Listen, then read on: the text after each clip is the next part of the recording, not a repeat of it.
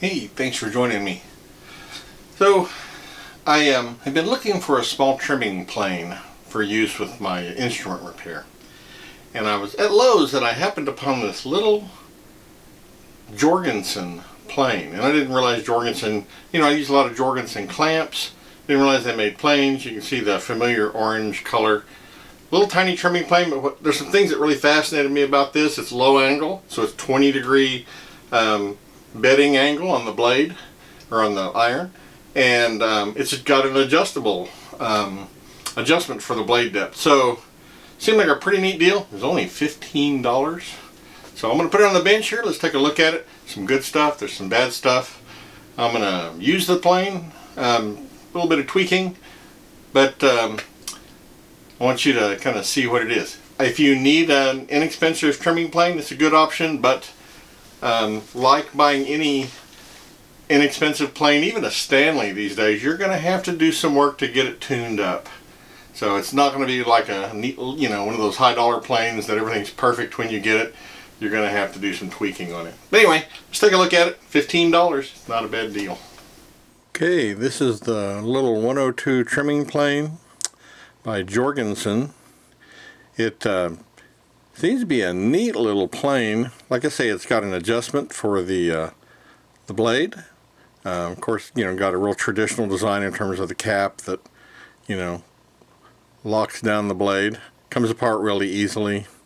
The body of it is ductile iron, and just comes with a little instruction manual, which is really bright here. And in looking at the manual, it's got some good information. The blade is 1/8 inch thick, which is pretty heavy duty for a little plane like that.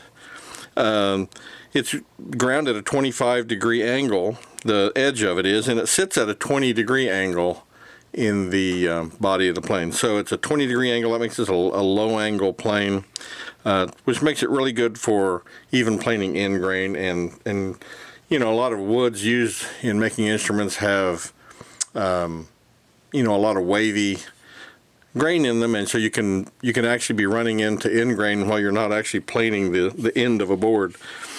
The blade is made of O1 tool steel, which is really nice. It's, according to the manual, hardened to Rockwell 60 to 64, and like I say, it's 1/8 inch thick, so it's it's pretty heavy duty. Now I was playing with a piece of spruce here. A lot of what I'll use this trimming plane for is things like shaping braces and trimming small things. Generally speaking, if I have something much more significant to plane, I have this kind of old trusty Miller Falls low angle block plane. I use this for a lot of stuff, and this is my workhorse plane, and I bought it at an antique show, and I just love this thing. And I've got a Stanley that's newer and maybe a little nicer, but I just love that old Miller Falls plane. It just does a great job. So oftentimes I'm maybe shaving the side of a brace or something to create an angle on the maybe tapering the side of the brace.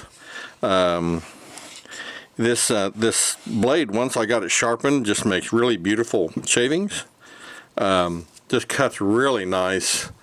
I think it's going to be a really good plane, but I had to do some things to get it to where I wanted it to be. As it is now, it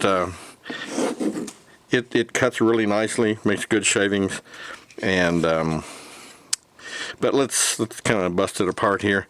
So the cap comes off pretty easily. It's got a thumb wheel here. You can see, looking at the blade, and let's see if I can get this to focus a little closer here.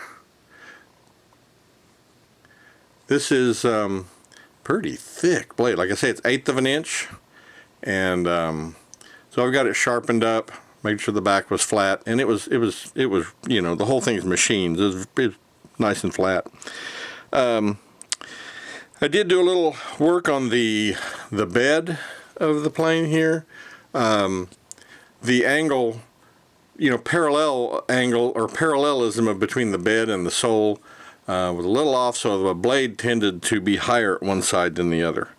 And so I worked on this a little bit, and even put the sole on a diamond stone, and You can kind of see where it worked more on one side than the other. I'm probably going to play with this some more, but I've got it now where it's cutting pretty evenly.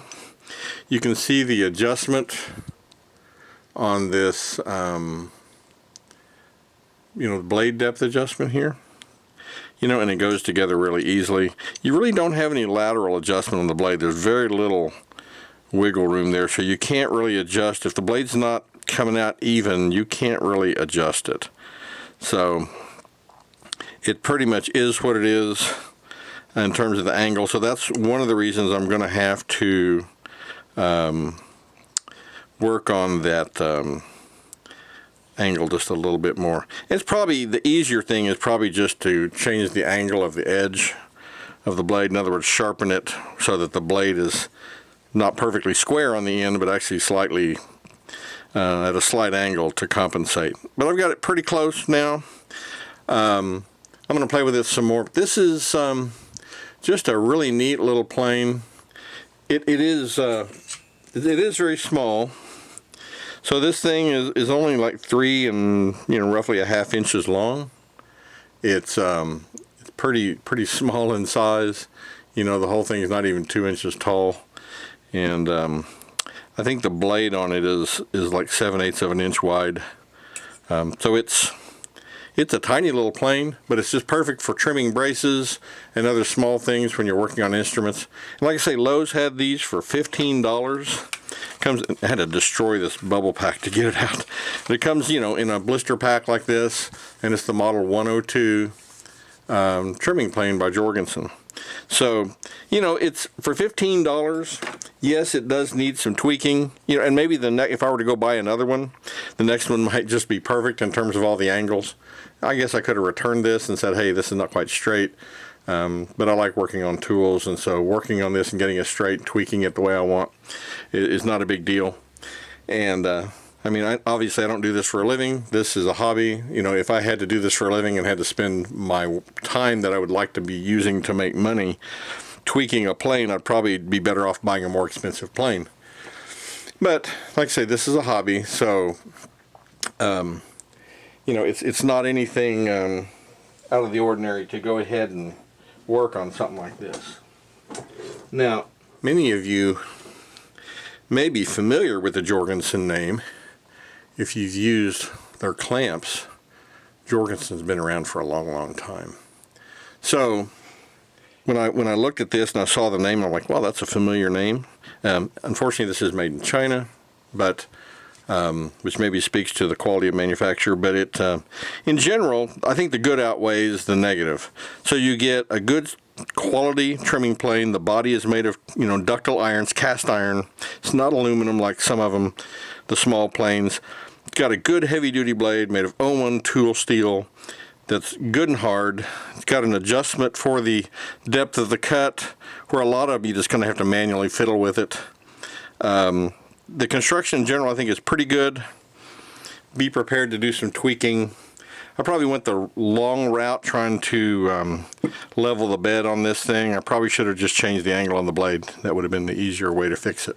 But I just wanted to see if I could straighten it out. But anyway, this is the 102 trimming plane by Jorgensen. If you're looking for something for working with musical instruments and you're doing this as a hobby and, you know, you're on a budget, this is definitely a good one to look at. So this is the number 102 trimming plane by Jorgensen. I think in the end it's going to be a good little plane. Like I say, it took a little bit of tweaking, but I think it's going to work really well now. So, hey, thanks for watching. If you have any thoughts or questions, please don't hesitate to leave me a comment. And as always, thanks for watching.